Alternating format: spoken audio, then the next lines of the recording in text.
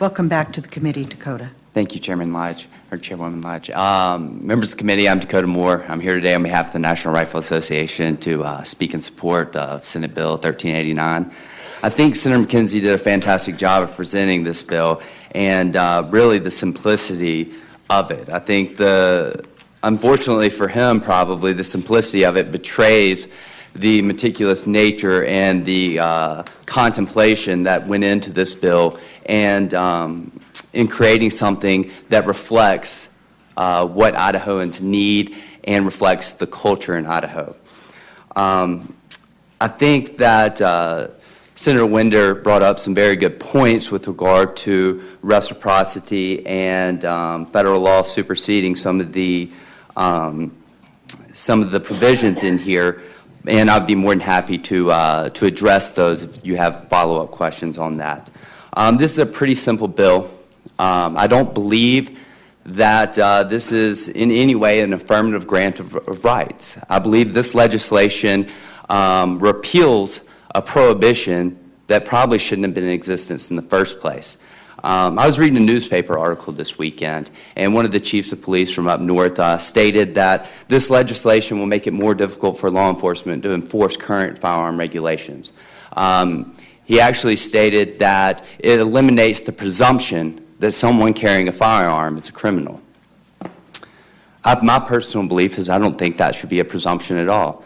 As Senator McKenzie correctly stated and Greg Pruitt correctly stated, open carry in the state of Idaho has been legal since it entered the Union and actually back to the territorial days. It has been legal as far as I can see for individuals to carry outside city limits as long as they're not prohibited individuals.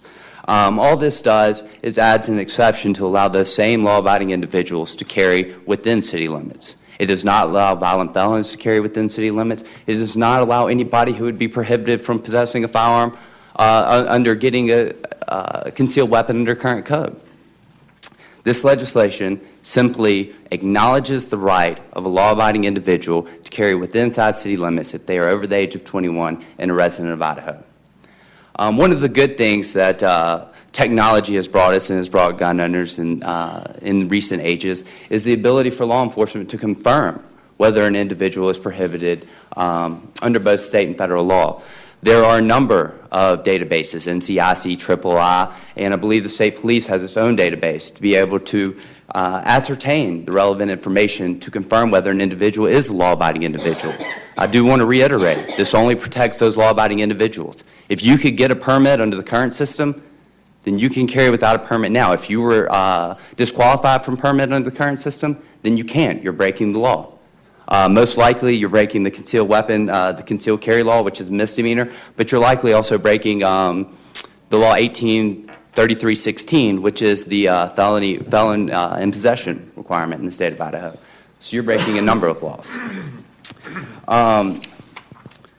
With regard to the intent language, Senator Hill, that you brought up, I believe that Senator McKenzie correctly stated that ascertaining intent is actually fairly simple as it is an element of the crime. For assault and battery, it actually requires intent. The mens rea is in the element.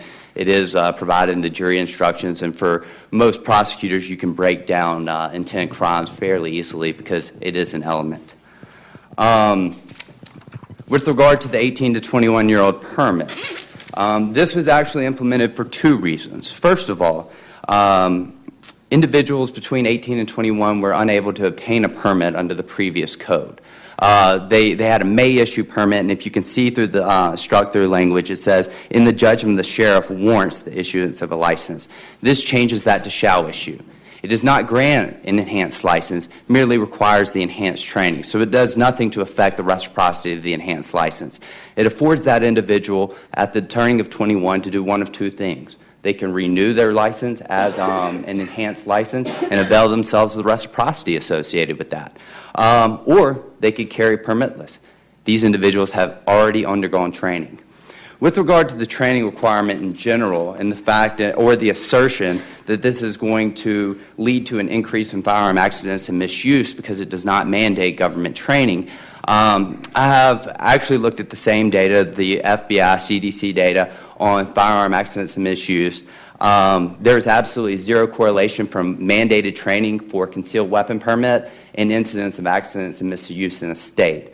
I encourage training. I think that everyone should get one. Unfortunately, the current license does not require training, and further does not require training with a handgun. As a matter of fact, a hunter's education course would suffice as your training under the current licensing system.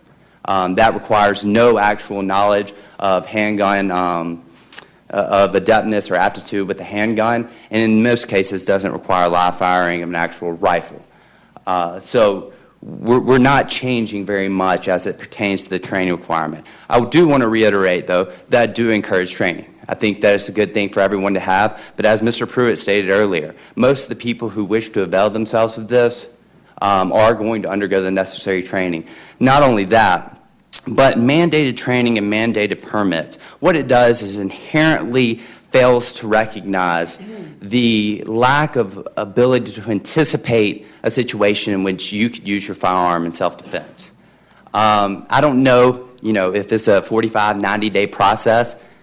If I find myself in imminent danger, I would want to be able to avail myself of that immediately. And this recognizes that ability and does not require someone to have actual money and government-mandated money, taxes for the license, and training. Thank you, Chairman Lodge, and I'll stand for any questions. Thank you very much, Dakota. Questions for Dakota? Senator Hill. Madam Chair, Mr. Moore, welcome back to Idaho. Thank you, Senator.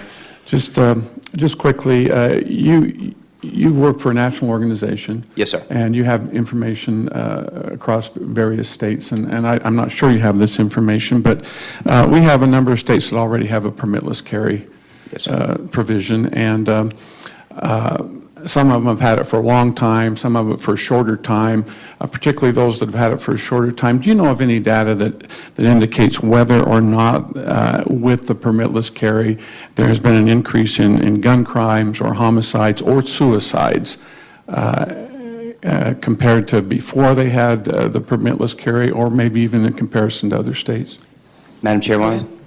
Senator Hill, I actually do have that data, and I can have it printed out for you at the conclusion of this hearing and on your desk, or if this lasts, I can go do it and provide it for the record during the interim, during the other testimony. The data analyzing states that have had permitless carry for a measurable amount of time that allows us to gather data on it clearly shows that there is no indication or no relationship between permitless carry and increase in gun crime. As a matter of fact, that's homicide and robberies for violent crimes. As a matter of fact, what we've seen is a decline in the instances of homicides and robbery and other such violent crimes after the adoption of permitless carry. Now, I'm going to be completely forthright. That decline is consistent with the decline we've seen in national trends, and so I'm not going to say that that is attributable directly to the adoption of permitless carry, but I can say that we have not seen, and assure you that we have not seen an increase. Madam Chairman, quick follow-up, if I might. Mr. Moore, does the data include any information on suicide? Madam Chairwoman, the data that I have does not include. I don't believe it includes the instances of suicide. Now, that is a good question because you hear statistics on gun violence and gun deaths, and that number inherently includes suicides. I believe we did parse out suicides and actually included homicides in that data. I do not have the information. I can probably get it to you fairly expedited on suicides. Any further questions for Mr. Moore? See none. Thank you very much. Thank you. Hannah Sharp, and after Hannah will be Fred Birnbaum. Welcome to the committee, Hannah. Thank you, Madam Chair and members of the committee. My name is Hannah Sharp. I am a 15-year Idaho resident. I'm a hardworking, tax-paying citizen. I'm a Boise State University graduate and a mother. I stand here today to testify on behalf of myself and my family, but also as a volunteer leader for Moms Demand Action for Gun Sense in America. My testimony today will be brief because I believe this issue to be very straightforward. Our existing concealed carry permit system works. It's that simple. We know that 81% of Idahoans support this. Our current system, it's been around for 99 years and it has worked for the duration of that time. It allows law-abiding Idaho citizens to exercise their Second Amendment right in a safe and reasonable way. And I'm from North Idaho, so growing up, my family owned guns. My father had a concealed carry permit for over 10 years.